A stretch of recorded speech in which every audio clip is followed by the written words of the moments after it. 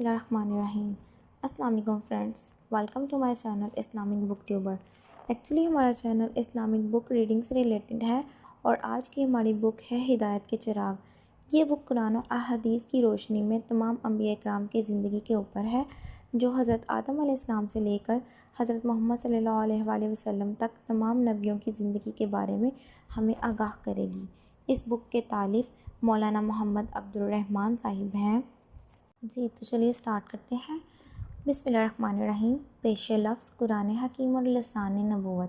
Topic قرآن حکیم۔ قرآن حکیم میں اگلی اور پچھلی قوموں کے حالات مذکورہ ہیں۔ اس میں تمہارے فیصلے جات بھی موجود ہیں۔ یہ حق اور باطل کے درمیان فیصلہ کرنے والی کتاب ہے، مذاق و دل لگی پر مشتمل نہیں۔ جو اس کے خلاف بغاوت کرے گا اللہ تعالیٰ اس کو تباہ و برباد کر دے گا، اور جو کوئی اس کو چھوڑ کر کسی اور کتاب سے ہدایت اور رہنمائی طلب کرے گا تو اللہ تعالیٰ اس کو گمراہ کر دے گا۔ یہ اللہ عظیم کی مضبوط رسی ہے، یہ ذکر حکیم اور صراط مستقیم ہے۔ اس کے پڑھنے سے خیالات میں بے راہ و روی نہیں آتی اور نہ ہی الجھن پیدا ہوتی ہے۔ علم والے اس کی تلاوت سے سیر نہیں ہوتے ہیں، بار بار کی تلاوت سے اکتاہٹ اور ملال نہیں ہوتا۔ یہ وہی کتاب ہے جس کو جنات نے سنا تو بے اختیار پکار اٹھے۔ سورۃ الجن آیت نمبر 1۔ ہم نے ایک عجیب قرآن سنا ہے اور اس پر ایمان لائے ہیں۔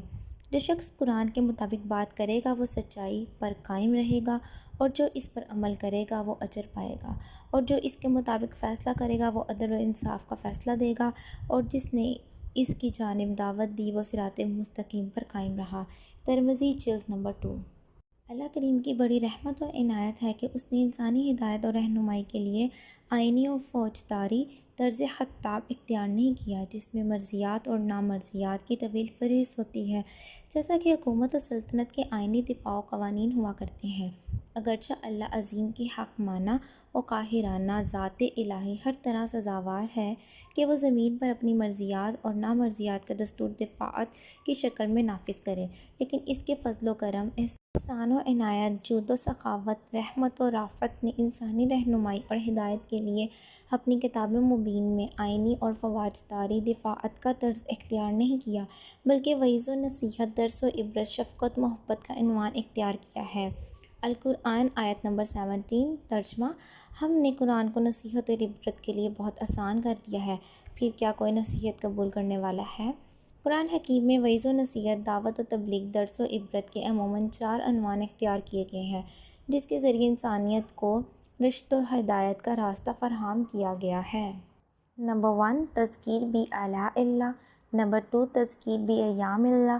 نمبر 3، تذکیر بآیات اللہ۔ نمبر 4، تذکیر بما بعد الموت۔ نمبر 1، تذکیر بآلاء اللہ کا مطلب یہ ہوتا ہے کہ اللہ تعالیٰ نے اپنی مخلوق پر دن رات جن نعمتوں کی ارزانی فرمائی ہے ان کو یاد دلا کر اپنی اطاعت و شکر گزاری کا فریضہ یاد دلایا جائے کہ جس ذات کریم کے ایسے ایسے کرم و احسان ہوں اس کو کیوں کر بھولا جا سکتا ہے۔ سورۃ الاعراف آیت نمبر 29-74۔ ترجمہ۔ اللہ کی نعمتوں کو یاد کرو تاکہ تم فلاح پاؤ۔ نمبر 2، تذکرہ بأیام اللہ کا یہ مطلب ہے کہ اقوام سابقہ اور مال قدیمہ کے حالات اور ان کے عروج و زوال کا تذکرہ کر کے نصیحت اور عبرت فراہم کی جائے تاکہ موجودہ قومیں ان حوادث سے دوچار نہ ہو جائیں جو مکافات عمل کا نتیجہ ہوا کرتی ہیں۔ سورۃ ابراہیم آیت نمبر 5 میں اس تذکرہ کا ذکر موجود ہے۔ جن قوموں نے اللہ تعالیٰ اور اس کے فرستادہ رسولوں کی اطاعت و پیروی کی انہوں نے دنیا اور آخرت کی فلاح پائی، اور جن قوموں نے سرکشی اور بغاوت کی اس کے نتیجے میں عذاب الہی کا شکار ہوئے۔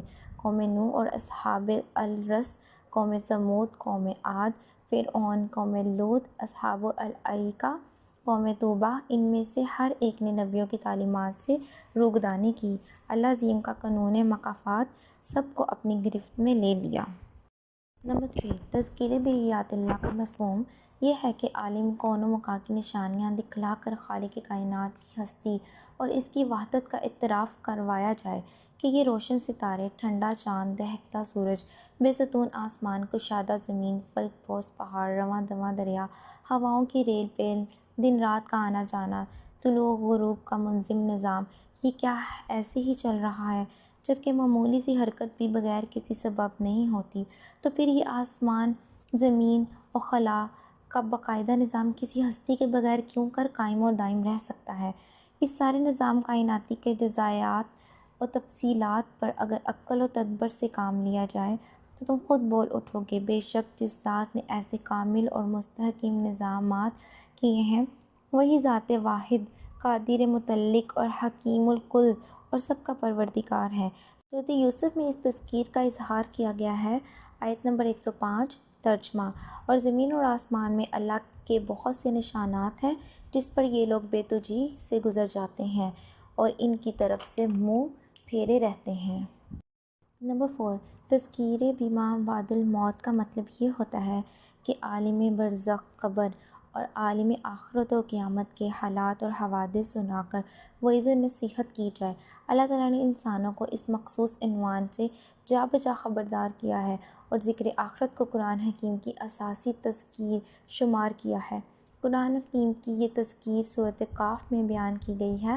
آیت نمبر 45 ترجمہ: بس قرآن کے ذریعے نصیحت کرو اس شخص کو جو اللہ کی وعید یعنی بعد الموت کے عذاب سے ڈرتا ہو۔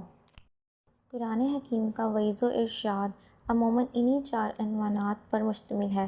زیر نظر کتاب قرآن تذکیر اربعہ کا ایک عنوان ہے تذکیر بالایام اللہ۔ اس میں انبیاء اور رسول کی دعوت و تبلیغ، قوموں کا رد عمل اور اللہ عز و جل کے قانون مکافات کا تذکرہ 40 عناوین میں جمع کیا گیا ہے اور اس بات کی کوشش کی گئی ہے کہ عنوان واحد کے تحت جس قدر بھی مواد قرآن حکیم کے مختلف مقامات پر ملتا ہے اس کو یکجا کر دیا جائے اور احادیث صحیحہ میں اس عنوان کے تحت جو وضاحت آئی ہے اس کو قرآن حکیم کی تشریح و تعویل کے طور پر شریک کیا جائے۔ تاریخ و سیرت سے اسی قدر استفادہ کیا گیا جو قرآن و حدیث کی وضاحت کے لیے ضروری تھا اور جو ان کے منشا اور مراد سے ٹکراتا نہ ہو۔ آخر میں ہر عنوان کے تحت نتائج و عبر کا مفید و مؤثر ذخیرہ جمع کر دیا گیا ہے جو قرآنی تذکیر کا مقصد اور منشا ہوا کرتا ہے۔